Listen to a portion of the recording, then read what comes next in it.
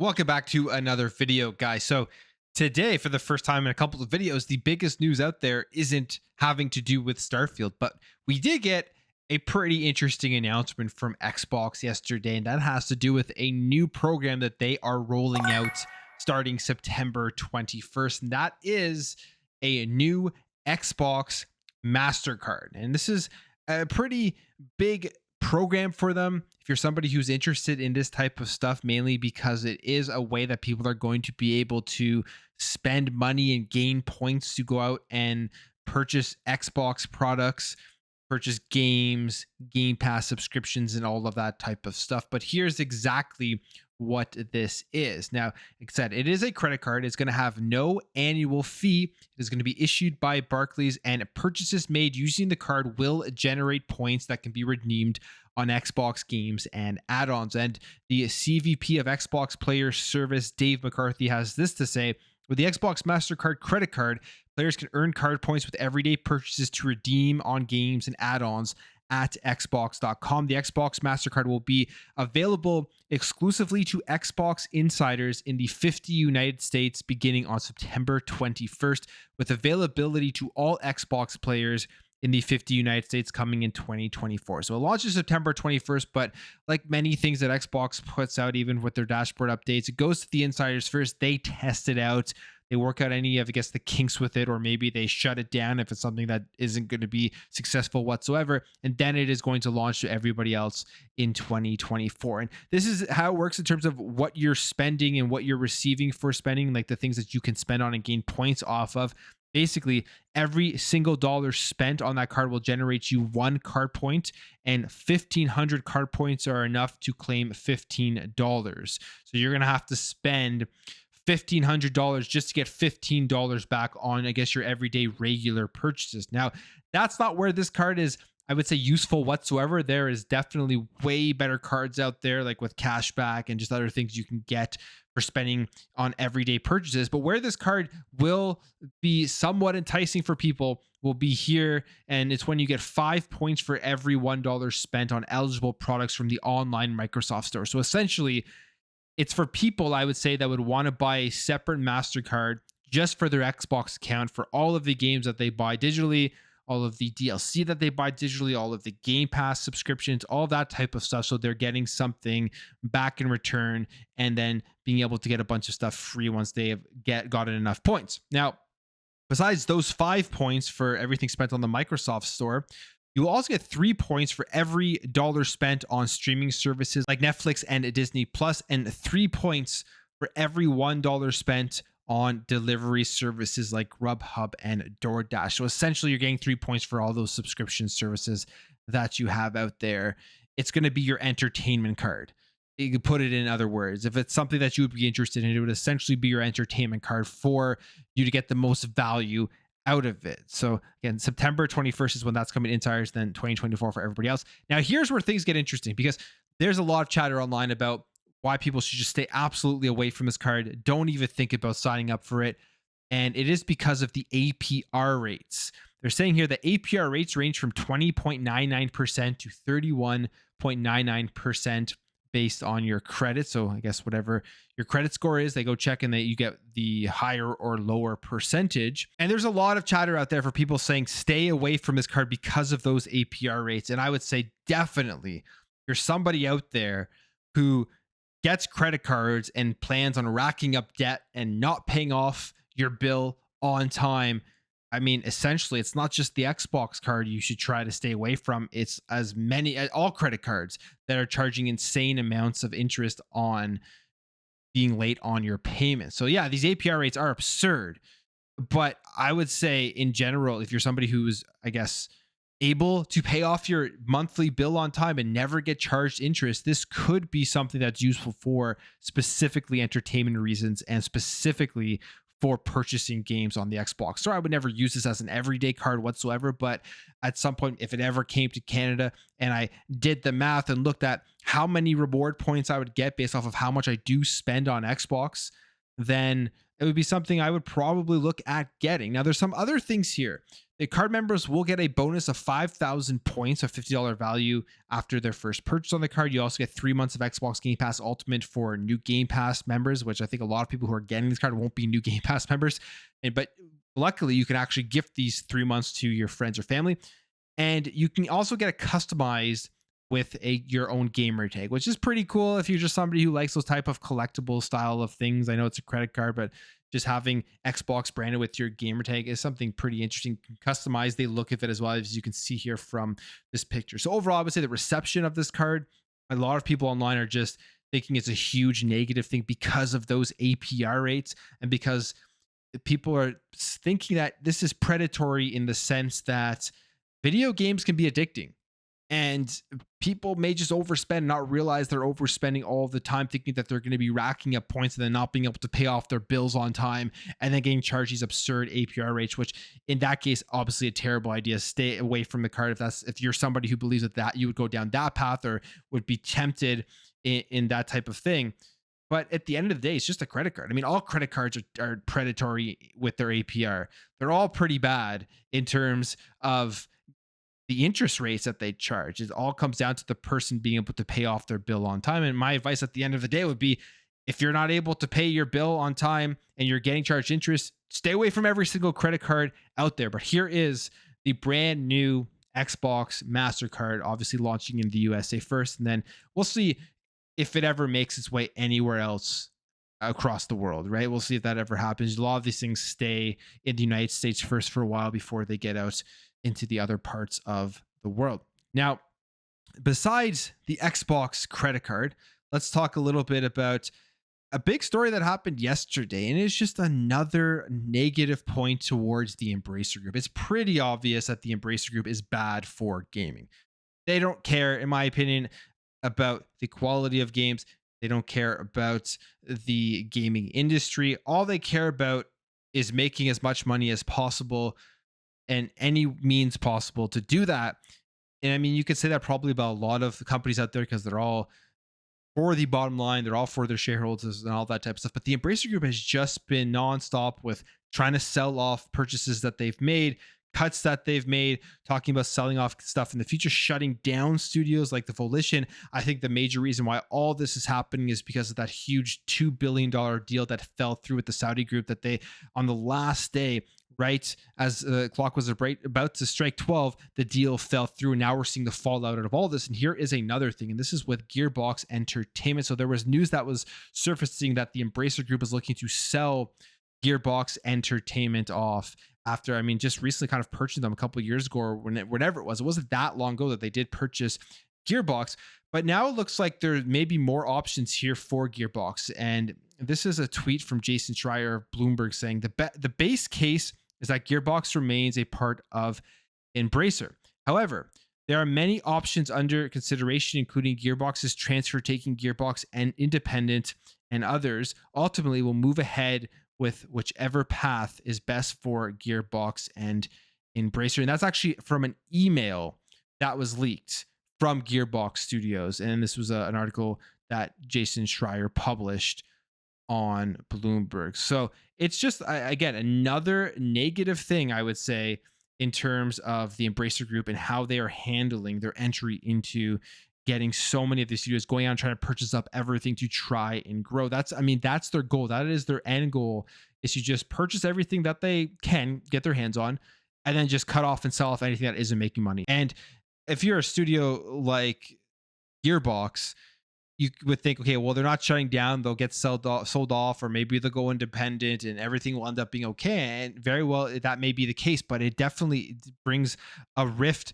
through your organization if you're being bought up and sold off and all of this type of stuff. And for a company like Gearbox with the franchise like Borderlands, I hope nothing worse comes out of this. And I hope this doesn't end up in a case like what happened with the Volition, which I was sad to see that studio shut down. But the Embracer Group, in my opinion, just isn't great. And it's crazy that people jumped on Microsoft for acquisitions when there's clearly a much worse player right now going on that's trying to get big. And there's a lot other worse players out there that are trying to grow in this industry.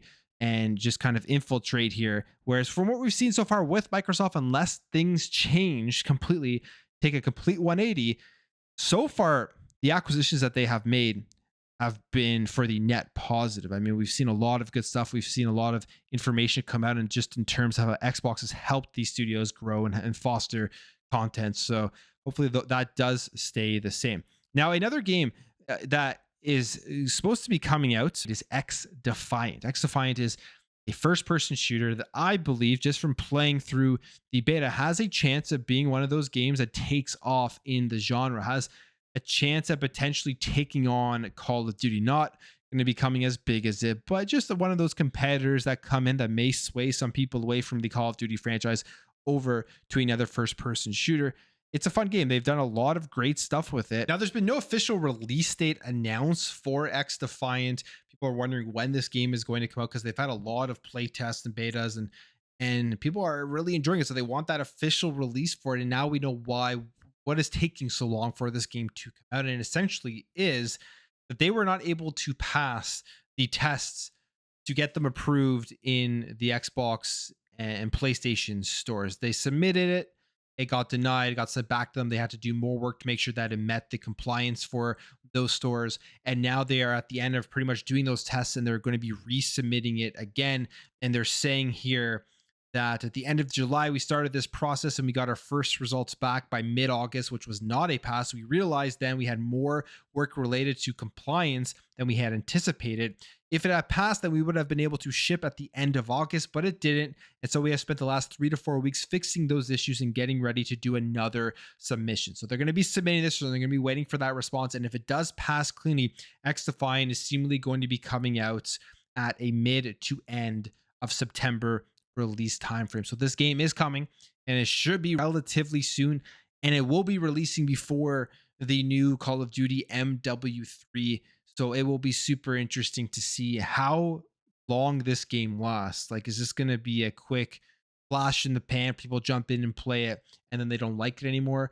And then when a game like Call of Duty Modern Warfare 3 comes out, will people just abandon it? Or is it going to stay strong? And we'll see if it does have any sort of competition with the upcoming Call of Duty and just with the Call of Duty franchise in general. And it will be cool to see that, because I think Call of Duty needs competition. And it's a very similar game in terms of the pace and the style of first-person shooter out there. So we'll see if that happens. And as we know, we saw with the whole FTC case that PlayStation was arguing that you can absolutely not make a Call of Duty competitor. It's impossible. So I would love to see something come up there and push Call of Duty, and especially push them as they become a part of Xbox to continue to innovate and make that game better. And speaking of Call of Duty, we do have some rumors here about what the Call of Duty after MW3 is going to be. This always kind of happens. We get the announcement of the current one coming out in the current year, and right after that, there's rumors of what the next year is going to be. And again, it didn't fail us, as there is a leaker that has put out information here that the upcoming Call of Duty after MW3 is going to be a Black Ops 2 remaster. So that is super cool. Essentially, there's Black Ops 2 remastered maps that may be in development, which is making people believe that is what the next Call of Duty in 2024 is going to be. It is codenamed Cerberus, and it is developed by Treyarch Games. And they say if the rumor is believed to be true, because it's just Activision will be doing the same strategy with the Black Ops series. If true, it's possible that Treyarch could be planning the release of the highly rumored Zombies Chronicles 2 then too. So I would love to see Black Ops 2 remastered come back. I would love to see a whole new remake of that game, because I loved the original one back when it released on the 360 and the PlayStation 3. So I'm all for that stuff. And I mean, those were the heyday of Call of Duty. Those were the best Call of Duties, the Black Ops and the MW1, the MW2. That was the best time for that series. So it'd be cool if this does happen. Now, yesterday there was also a ton of previews for Forza Motorsport. Go check all the ones out that you want to watch. I would say the majority of them are very positive about this game. It is shaping up to be just another banger of first party release from Xbox. They're going to have 2 in a row with Starfield and then Forza Motorsport. But one of the things people always want to know about when it comes to releases of video games now are the performance modes, the game modes that you can play in, the visual modes, all that type of stuff.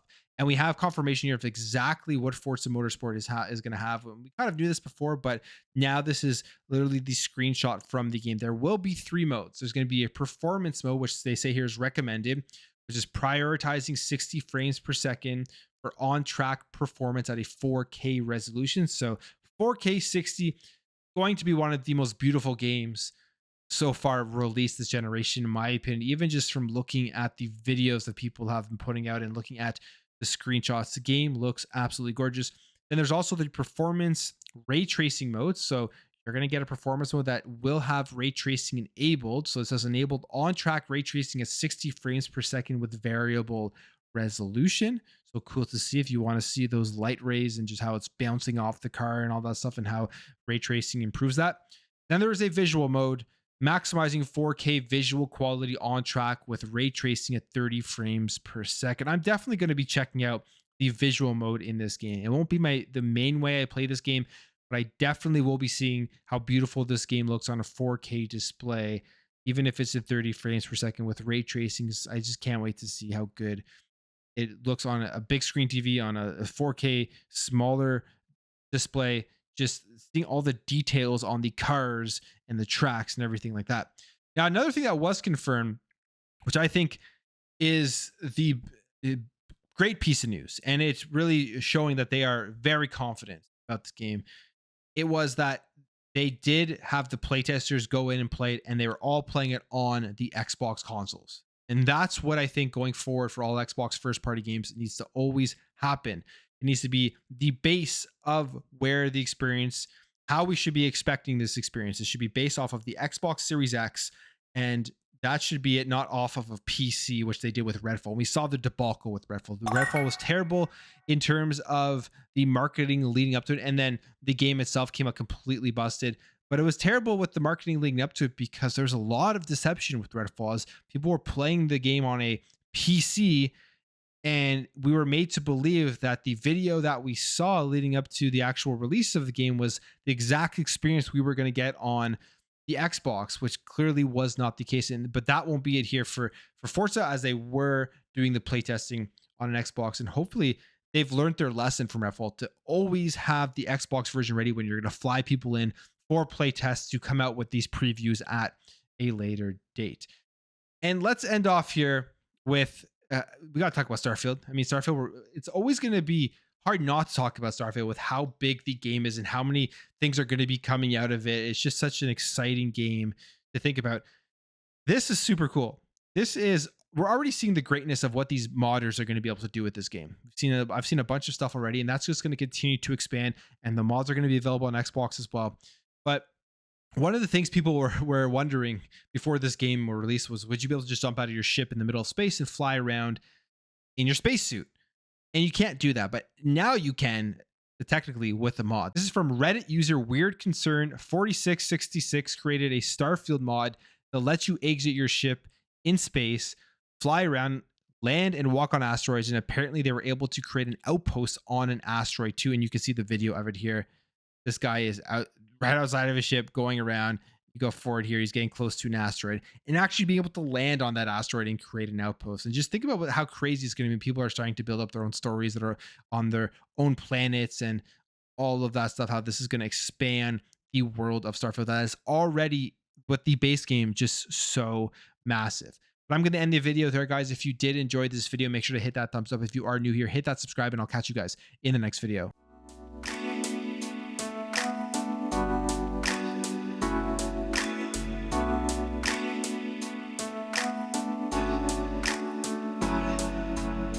We'll be right back.